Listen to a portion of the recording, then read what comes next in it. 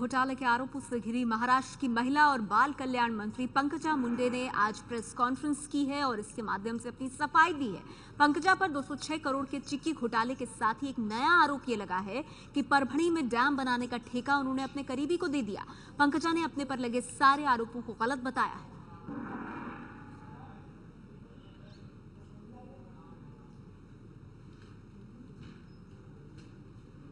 पंकजा मुंडे जो ये कह रही हैं कि इरादा विभाग के पैसे का इस्तेमाल करना था, उन्होंने कोई नियम नहीं तोड़ा, ये कह रही हैं पंकजा मुंडे। और ये भी कह रही हैं कि कोई गलती उनसे नहीं हुई है, एक साजिश उनके खिलाफ है।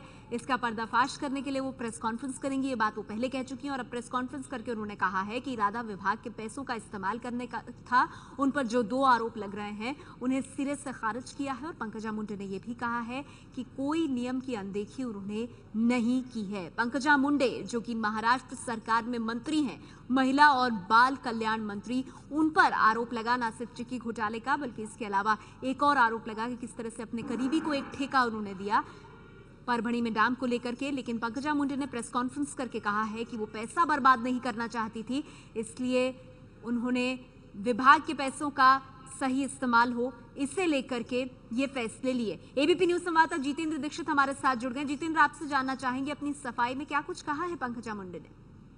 देखिए, इस वक्त पंकजा मुंडे की प्रेस कॉन्फ्रेंस चल रही है। विदेश से लौटने के बाद में वो पहली बार औपचारिक तौर पर मीडिया से मुखातिब हो रही हैं और इसमें उन्होंने एक एक करके जो तमाम उनके ऊपर आरोप लगाए गए थे, उन आरोपों का उन्होंने खंडन किया है। और उनका ये कहना है कि ये जानबूझकर मेरे खिलाफ साजिश की गई है।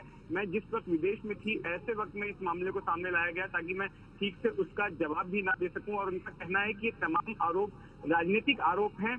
मैंने खरीदारी करते वक्त मेरे विभाग ने किसी भी तरह की गड़बड़ी नहीं की है, कोई घोटाला नहीं किया है। नियमों के आधार पर ही उनके विभाग ने तमाम तरह की खरीदारियां की हैं। और जहां तक उनका कहना है कि टेंडर नहीं निकाले गए, ई टेंडरिंग नहीं हुई, अगर 3 लाख से ऊपर का सामान खरीदा जाना है, 3 लाख रुपए से ऊपर का, तो उनका कहना है कि ई टेंडरिंग तब निकाली जाती है जब नए कॉन्ट्रैक्ट दिए जाते हैं। लेकिन जब पुराने ही कॉन्ट्रैक्ट से आगे खरीदारी की जा रही है तो ऐसे में ई टेंडरिंग की जरूरत नहीं पड़ती है। और तमाम चीजें, चाहे वो चिक्की हो या दूसरी चीजें हों, उनको तय दरों के मुताबिक ही खरीदा गया है। जहां तक सवाल उठाया गया कि चिक्की जो है वो खराब क्वालिटी की हो सकती है, ऐसी कंपनी को कॉन्ट्रैक्ट दिया गया जिसकी चिक्की जो है मिलावट वाली थी, तो इनका ये भी कहना है कि हमने उसकी गुणवत्ता की जांच की है और उसमें कोई गड़बड़ी नहीं पाई है।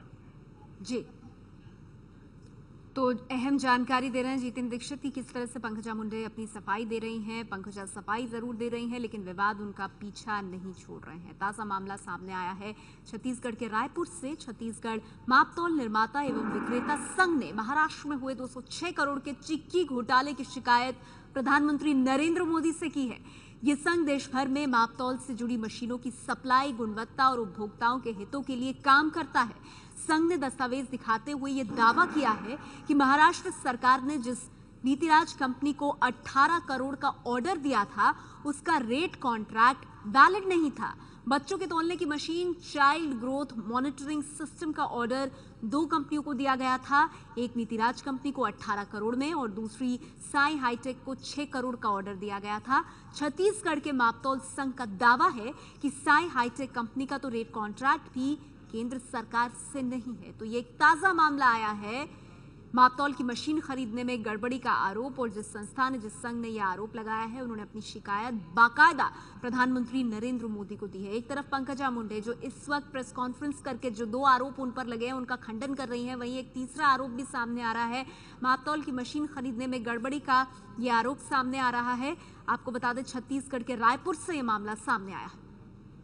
इलेक्ट्रॉनिक मीडिया से जब जानकारी मिली कि महाराष्ट्र सरकार ने बच्चे तोलने की मशीन 24 करोड़ की खरीदी है, जिसमें कुछ घटोले हुए हैं, जब हम उसके भीतर तक गए तो हमें जानकारी मिली कि 13 फरवरी को 24 करोड़ रुपए के लिए 24 करोड़ के बच्चों के तोलने के कांटे के ऑर्डर दिए गए हैं और वह ऑर्डर सरकार द्वारा निर्धारित दरों पर दिए गए हैं। जब हमने निर्धारित पेपरों की जांच की तब मालूम पड़ा कि दर जो है 31 अक्टूबर तक के लिए ही वैध थी। 31 अक्टूबर 2014 के लिए ही वैध थी। उसके बाद वो डेट जो है कि वैधता ख़त्म हो गई थी। जिसके दस्तावेज हमारे पास हैं, जो मैं आपके सामने रखना चाहता हूँ।